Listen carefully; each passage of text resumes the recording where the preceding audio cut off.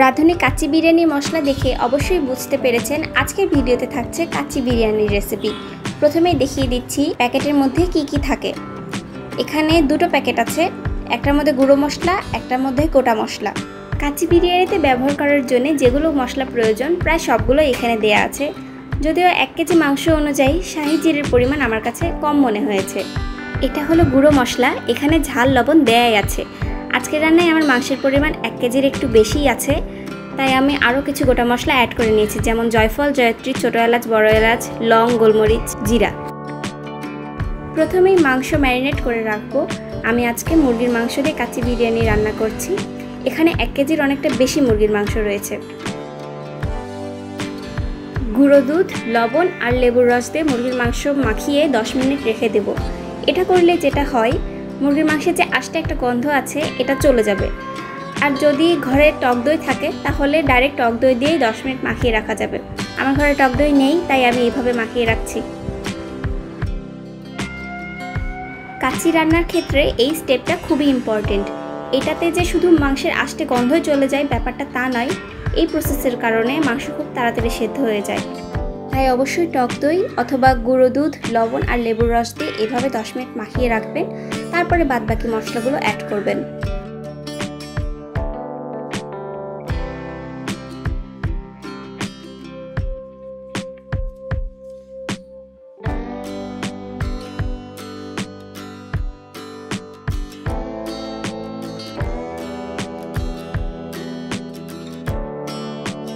দশ মিনিট হয়ে গেছে, এখন আমি বাদবাকি মশলাগুলো অ্যাড করে দিচ্ছি।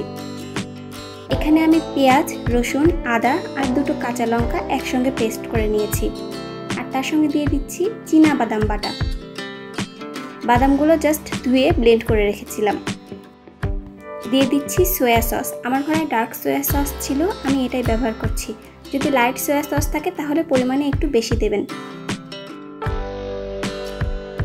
প্যাকেটের গোটা মশলাগুলোর মধ্যে থেকে অর্ধেক গরম মশলা আমি এখনই দিয়ে দিচ্ছি। এলাচিগুলো থেতো করে ব্যবহার করব, এতে করে ফ্লেভারটাও ভালো আসবে। আর তাছাড়াও গোটা এলাচি দাঁতের নিচে পড়লে পরে কোনো কিছু স্বাদ পাওয়া যায় না। এখানে দিয়ে দিয়েছি জিরে বাটা, তার সঙ্গে লবণ আর ঝাল দিচ্ছি। প্রথমেই বলে দিয়েছি প্যাকেটের মধ্যে ঝাল লবণ দেয়া আছে, তাই পরিমাণ অনুযায়ী ব্যবহার করবেন। আর আমার বাড়িতে সবাই ঝাল একটু বেশি পছন্দ করে, তাই আমি ঝালের পরিমাণ বাড়িয়ে দিচ্ছি। এখন দিয়ে দিব রাঁধুনি কাচ্চি বিরিয়ানি মশলার মধ্যে যে গুঁড়ো মশলার প্যাকেটটা ছিল, সেই মশলাগুলো 4 ভাগের 3 ভাগ। বাদবাকি মশলাটুকু কখন ব্যবহার করব সেটাও দেখিয়ে দিচ্ছি একটু পরে। হাতে সয়াবিন তেল নিয়ে সবগুলো মশলার সঙ্গে মাংস ভালো মতো মাখিয়ে নিচ্ছি। এভাবে মাখিয়ে রেখে দেব 1 ঘন্টার জন্য। হাতে যদি সময় থাকে তাহলে বেশিক্ষণ ম্যারিনেট করে রাখবেন। আমার কাছে সময় নেই, তাই আমি সর্বোচ্চ 1 ঘন্টা ম্যারিনেট করে রাখতে পারবো। এর থেকে আবার কম রাখা যাবে না, তাহলে মাংসের ভেতরে মশলা ঢুকবে না আর ভেতরটা সাদা থেকে যাবে।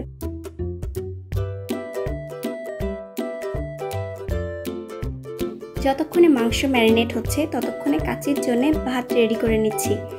এখানে আমি জলের মধ্যে দিয়ে দিচ্ছি তেজপাতা, শাহি জিরে, ছোট্ট 1 টুকরো দারুচিনি, লং, এলাচি, গোলমরিচ আর একটু গোটা জিরে। অর্থাৎ শুরুতে যেগুলো গোটা মশলা রেডি করে রেখেছিলাম সেখান থেকে অনেকটাই আমি এখানে ভাতের মধ্যে ব্যবহার করছি। লবণ দিয়ে দিচ্ছি। লবণের পরিমাণটা একটু বাড়িয়ে দেবেন, যাতে জলটা একটু নোনতা নোনতা হয় আর ভাতে লবণ পর্যাপ্ত পরিমাণ থাকে। সাথে দিয়ে দিচ্ছি সাদা তেল। এটাতে কি হবে, ভাত ঠান্ডা হওয়ার পরেও একটার গায়ে আরেকটা লেগে থাকবে না এবং ঝরঝরে থাকবে। জল যতক্ষণে ফুটে উঠছে ততক্ষণে আমি 1 গ্লাস দুধ রেডি করে রাখবো কাচ্চির উপর দিয়ে দেওয়ার জন্যে। এখানে আমি বড় কাপে নিয়ে নিচ্ছি গরুর দুধ। আমি আগে থেকে এটা ঠান্ডা করে রেখেছি জাল দিয়ে। তার মধ্যে দিয়ে দিচ্ছি একটু গুঁড়ো দুধ। গুঁড়ো দুধ দেওয়ার কারণটা হচ্ছে যাতে কাপের দুধ একটু ঘন হয় আর তাছাড়াও স্বাদেরও পরিবর্তন আসে। এখানে আমি দিয়ে দিচ্ছি ঘি। এই 3টে একসঙ্গে ভালো মতো মিশিয়ে সাইডে রেখে দেব। চাইলে এর সঙ্গে একটু পিনাট বাটার ব্যবহার করতে পারেন, তাহলে ফ্লেভারটা আর একটু রিচ হবে। জল ফুটে উঠেছে, এখন চাল দিয়ে দিচ্ছি। আমি এখানে ব্যবহার করেছি চিনি গুঁড়ো আতপ চাল। আগে থেকে ধুয়ে 2 ঘন্টার মতো জলে ভিজিয়ে রেখেছিলাম। এখন জল ঝরিয়ে ফুটন্ত জলে দিয়ে দিচ্ছি। এক হাতে চাল ছাড়তে হবে আর এক হাতে মিশাতে হবে, তাহলে চাল একটার সঙ্গে আরেকটা লাগার কোনো চান্স থাকবে না আর ভাতও একদম ঝরঝরে হবে। চাল পুরোপুরি সেদ্ধ করা যাবে না, একটু বেঁচি বেঁচি থাকতেই মাড় ঝরিয়ে ভাত ঠান্ডা করে রাখতে হবে। চাল 70% সেদ্ধ হয়ে গেলে দিয়ে দিচ্ছি লেবুর রস। লেবুর রস দিতে না চাইলে ভিনেগারও ব্যবহার করা যাবে, দুটোর কাজ একই। এটাতে ভাতের রং ধবধবে সাদা হবে।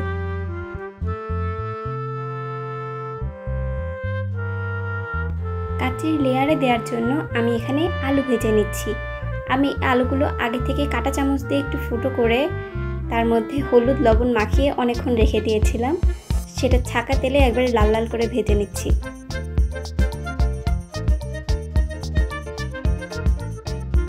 একই তেলে পেঁয়াজ বেরেস্তা করে নিচ্ছি।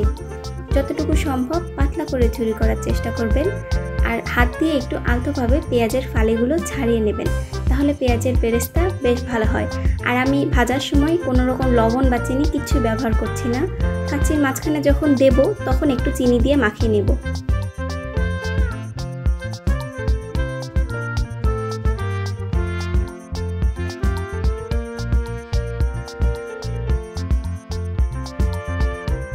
বেরেস্তা হয়ে গেছে, এগুলো তুলে নিচ্ছি।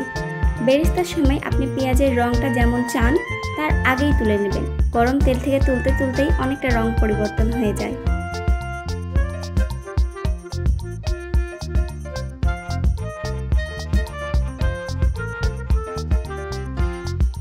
একই তেলে আমি বাদবাকি গোটা মশলাগুলো দিয়ে দিচ্ছি।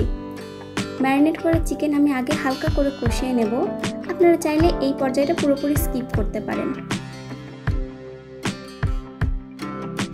পেঁয়াজ বাটা দিয়ে দিচ্ছি। যেহেতু আমি লেয়ার করে কাচ্চি দমে বসাবো, তাই মুরগির মাংস আগে থেকে হালকা কষিয়ে নিচ্ছি। আর যদি আগে থেকে কষিয়ে না রাখতে চান তাহলে পুরো ম্যারিনেট করা মাংসটাই নিচে দিয়ে দিতে হবে এবং তার উপরে যে রাইস সেটা দিয়ে দিতে হবে।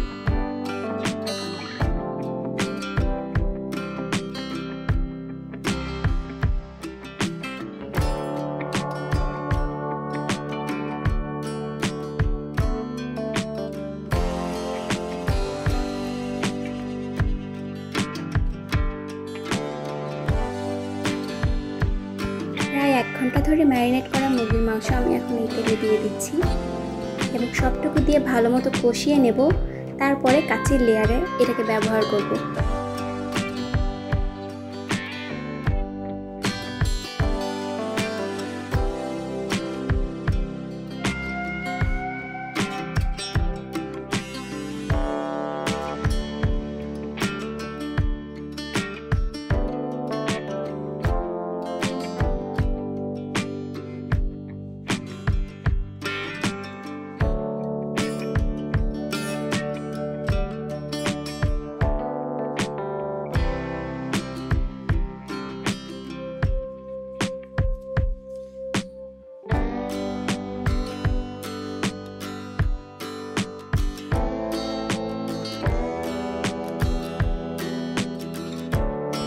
আমি এখানে আলাদা করে কোনো জল ব্যবহার করিনি, মুরগির মাংস থেকে যেটুকু জল বেরিয়েছে সেটা দিয়েই এটা রান্না হচ্ছে।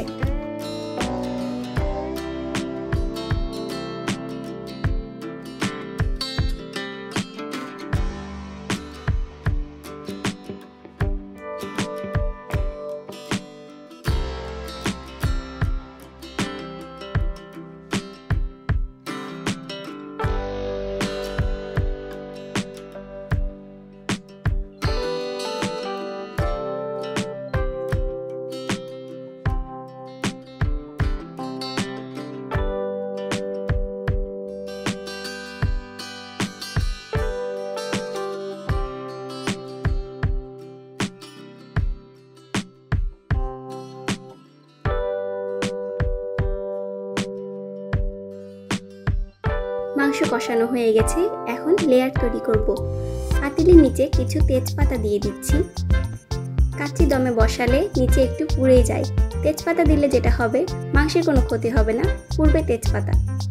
এই ট্রিকটা ফলো করে দেখেন, আপনাদের কাছে অবশ্যই ভালো লাগবে। কষানো মাংসগুলোর মধ্যে থেকে অর্ধেকটাই আমি নিচে দিয়ে দিচ্ছি।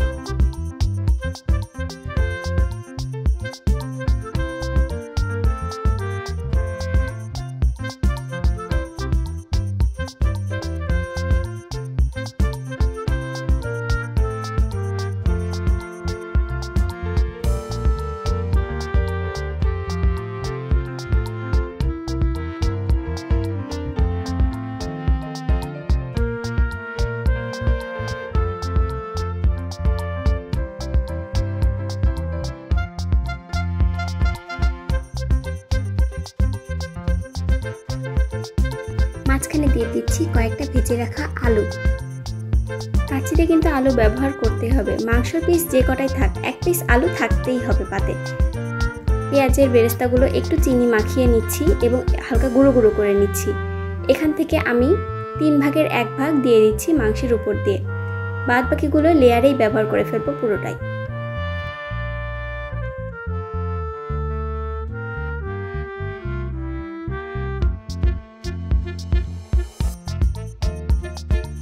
দিয়ে দিচ্ছি কয়েকটা আলু বোখরা এবং কাঁচা লঙ্কা।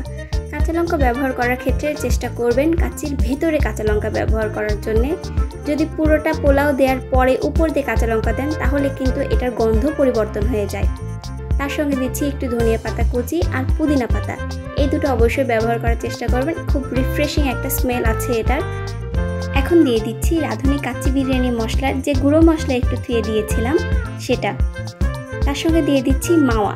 যাদের কাছে মাওয়া নেই তারা এইভাবে ইনস্ট্যান্ট মাওয়া তৈরি করে নিতে পারেন। আমি এখানে গুঁড়ো দুধ আর তার সঙ্গে একটু ঘি মিশিয়ে ইনস্ট্যান্ট মাওয়া তৈরি করে নিয়েছি।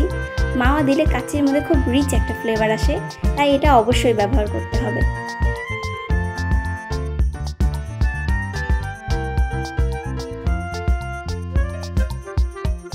এখন দিয়ে দিচ্ছি একটু কিশমিশ, কাঠবাদাম আর কাজু বাদাম কুচি।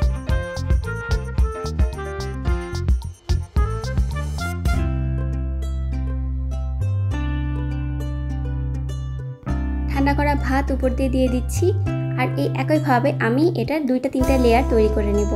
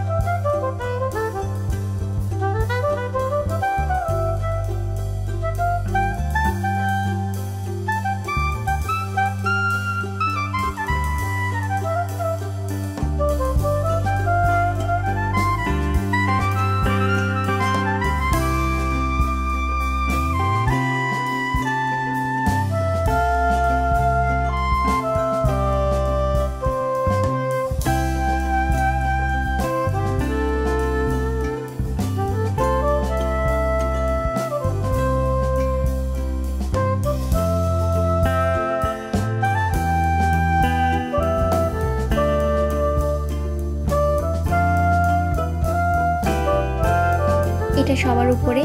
এখানে আমি যতটুকু পরিমাণ বাদ বাকি ছিল সব দিয়ে দিয়েছি এবং আগে থেকে যেটা 1 গ্লাস দুধ গুলে রেখেছিলাম ঘি দিয়ে, সেই দুধটা আমি এখন এর উপর দিয়ে দেব। এই ঘিওয়ালা দুধ যখন প্রতিটা চালের গায়ে গায়ে লাগবে তখন এটার যে স্বাদ সেটা প্রতিটা চালের মধ্যে ঢুকে যায় এবং এটা অনেক বেড়ে যায়। গোলাপ জল আর কেওড়া জল আগে থেকে গুলে রেখেছিলাম সেটা উপর দিয়ে দিচ্ছি। পাতিল দমে বসানোর পরে ভেতর থেকে যাতে কোনো ভাপ বেরিয়ে না যায় তাই ঢাকনার উপর দিয়ে আটা দিয়ে সবগুলো বন্ধ করে দিচ্ছি এবং উপরে যে ছিদ্রটা আছে সেটাও বন্ধ করে দেব।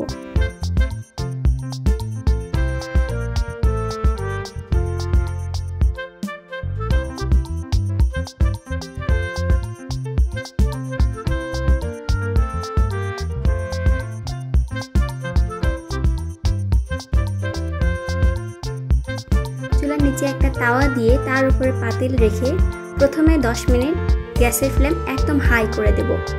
তারপরে 20 মিনিট লো ফ্লেমে এটা দমে বসিয়ে রাখবো এবং চুলা বন্ধ করার পরে আরও 20 মিনিট এটাকে এরকমই রেখে দেবো।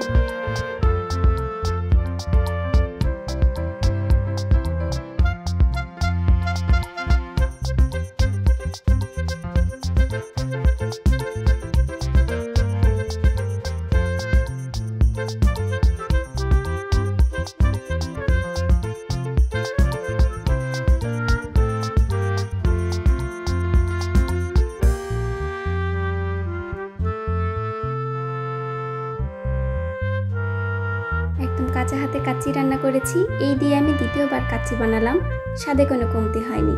ভিডিওটি শেষ পর্যন্ত দেখার জন্য অসংখ্য ধন্যবাদ।